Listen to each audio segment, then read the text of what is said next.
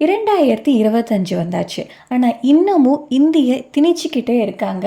தமிழ்நாடு மும்மொழி கொள்கையை அக்செப்ட் பண்ணா மட்டும்தான் எஜுகேஷன் ஃபண்ட் தமிழ்நாடுக்கு ஒதுக்கப்படும், அது ரிலீஸ் பண்ணவும் படும் அப்படின்றத உறுதியாக அவங்க சொல்லிட்டாங்க. யாரு? மத்திய அரசு. தமிழ்நாட்டில் சிபிஎஸ்சி ஸ்கூல் இருக்கு. இந்த சிபிஎஸ்சி ஸ்கூலில் மும்மொழி கொள்கை பின்பற்றிட்டு இருக்கும்போது அதை அலோவ் பண்ணுற நீங்கள் ஏன் மற்ற ஸ்கூலில் இந்த மும்மொழி கொள்கையை அலோவ் பண்ண மாட்டீங்கன்னு கேட்குறாங்க. 22 மொழிகள் அப்படின்ட்டு சொல்கிறாங்களே, அப்போது எத்தனை டீச்சர்ஸை அவங்க அலாட் பண்ணுவாங்க? ஹிந்தி டீச்சர்ஸை இன்ட்ரடியூஸ் பண்ணுறதுக்கு அலாட் பண்ணப்பட்ட அமௌண்ட் மட்டுமே 50 கோடி.